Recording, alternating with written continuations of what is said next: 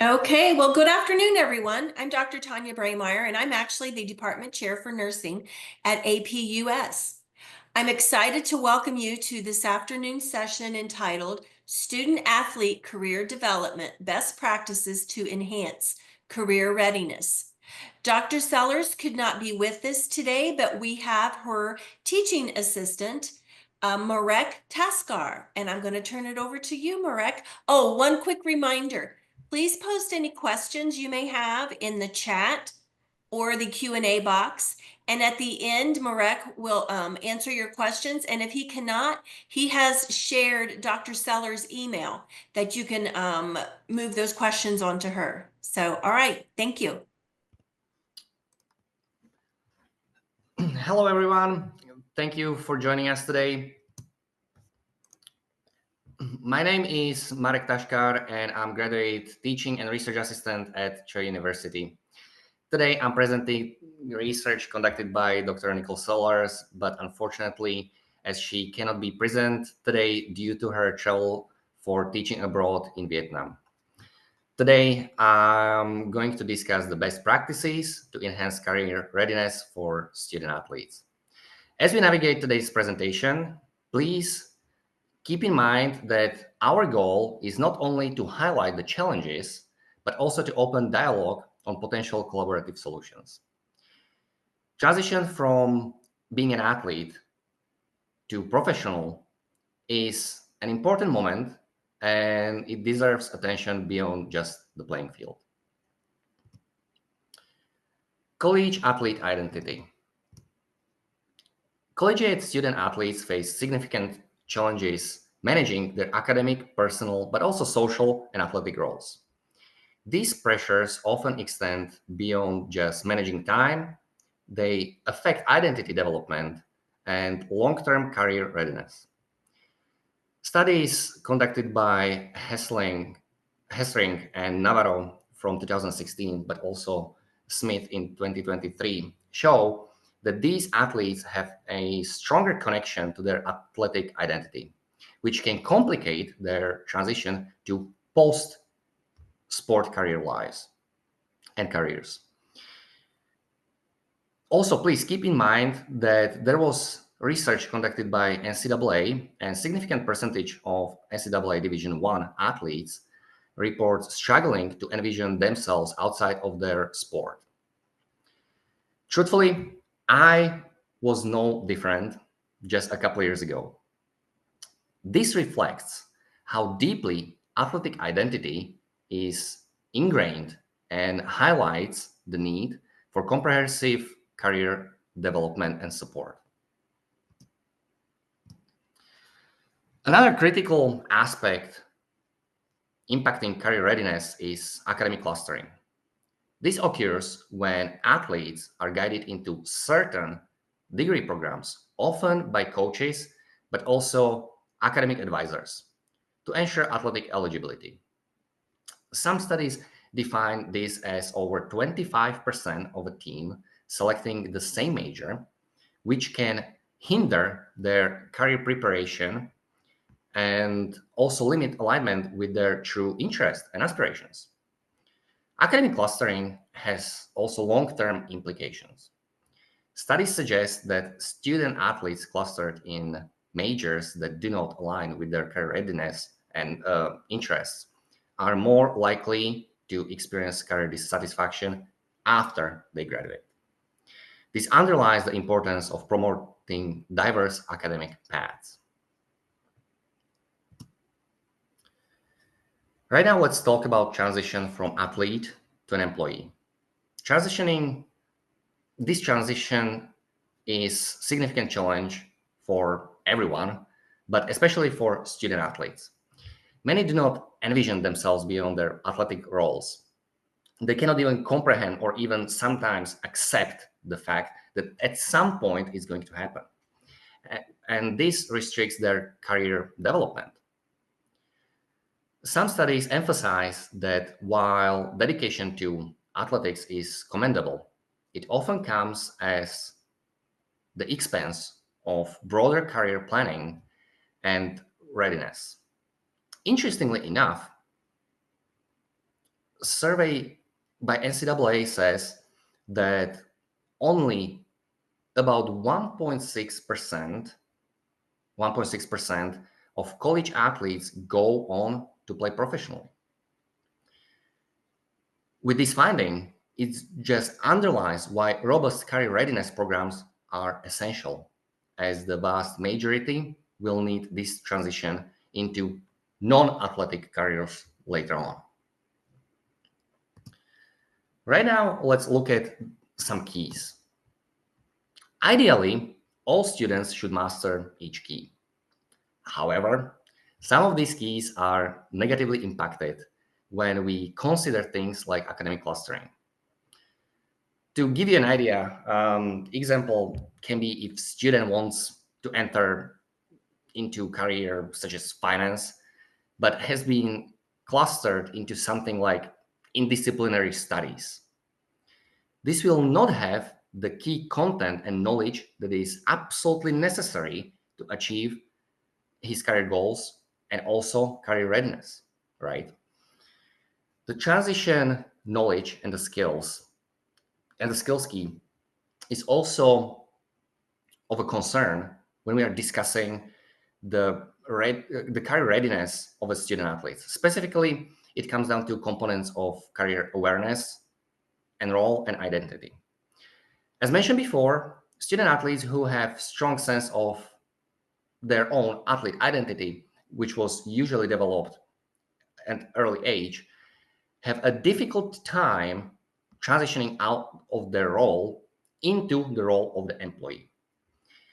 This can be compounded when not only an athlete in a period of transition, but also they have not mastered the other keys and are not ready to enter into career field.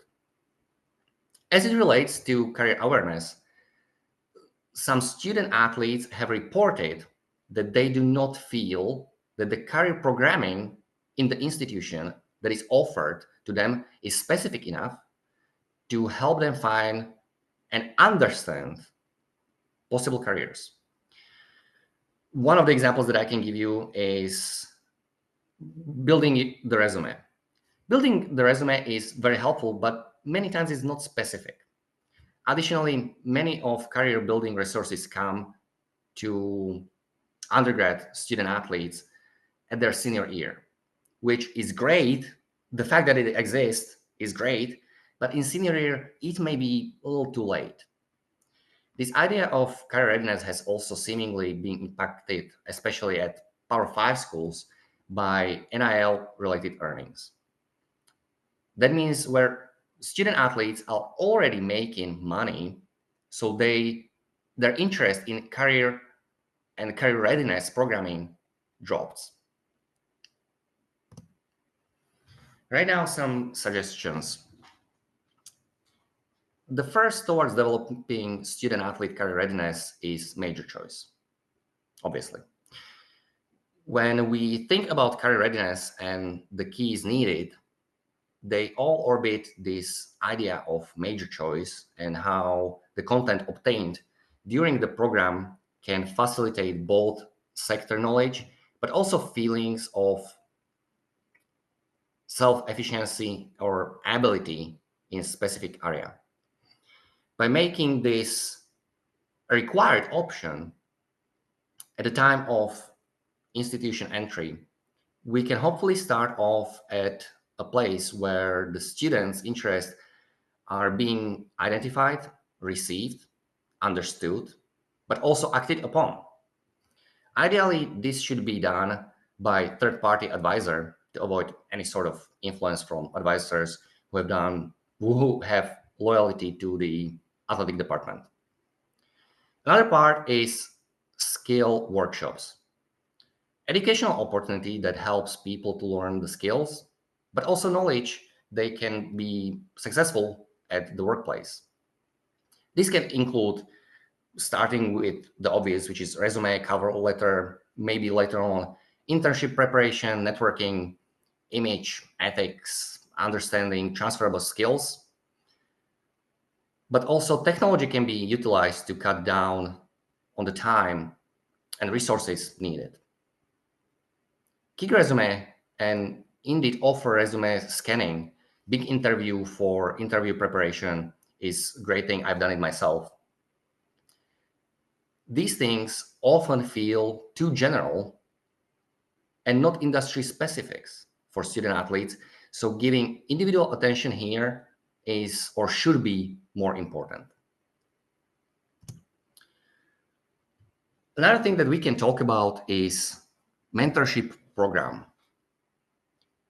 And these mentorship programs can bridge the gap between student athletes and professionals in their field of their interest by connecting them with, let's say, alumni or experts and having consistent communication for foster the job and shadowing, but also internships. This approach not only provides practical experience, but also strengthens the ties with alumni networks. Alumni involvement not only provides mentorship, but fosters sense of community and continuity. Some universities that actively engage alumni in these programs have reported higher level job placement, but also satisfactions amongst former student athletes. In conclusion, addressing the career development needs of the student athletes require a multi-phase approach.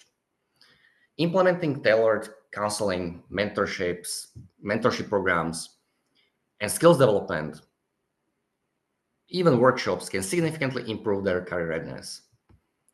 The key takeaway is the holistic development of not just students, but student athletes goes beyond just preparing them for careers. It contributes to their overall well-being as well as satisfaction in life after they hang the cleats. Universities that integrate these best practices often see more engaged and successful alumni networks.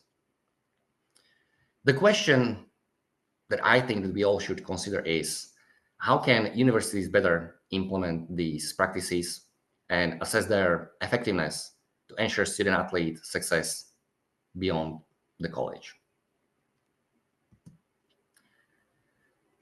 To further spark the conversation, probably think of what specific strategies or partnerships could be forged to create some scalable, impactful career readiness programs across all collegiate levels, not just Division One and not just the Power Five. If there are any questions, I'm going to try my best to answer. Everyone, thank you very much for your attention, and hopefully this was something interesting for every single one of you. Thank you, Marek. If you have a question, please type it in the chat or the Q&A box. We have a few minutes here. Marek, I'm curious on the mentoring Yes. program. Is this something that you're talking about while they're still a student athlete, or is this after graduation with the transition to the workplace? So right now, I can talk in general, but I would prefer to give you my personal experience. Sure, that's great. So I was very, very fortunate. I'm attending Cho University and right now on master's level. But since I would say end of sophomore, beginning of my junior year, I was offered intro university and I found tremendous mentors. One of them is obviously Nicole Sellers. And these conversations happened mid junior year. Hey, what would you like to do? And it wasn't in the sense of tell me exactly what field you want to do, but tell me what you stand by. Tell me your morals. Tell me what makes you wake up from the bed. What gets you excited? What are you interested in? At the same time, what are you good at? Because I may like painting, but I'm a terrible painter, right? So probably that's not me. But the question was, let's align what you are good at, but also what gets you excited. And once again, I had enormous help from my mentors at your university. So I got lucky, but the involvement and mentorship from the professors was absolutely crucial. Yeah. Yeah. It seems like there would be tremendous value. But also, In that. this didn't stop. This didn't stop after a couple conversations.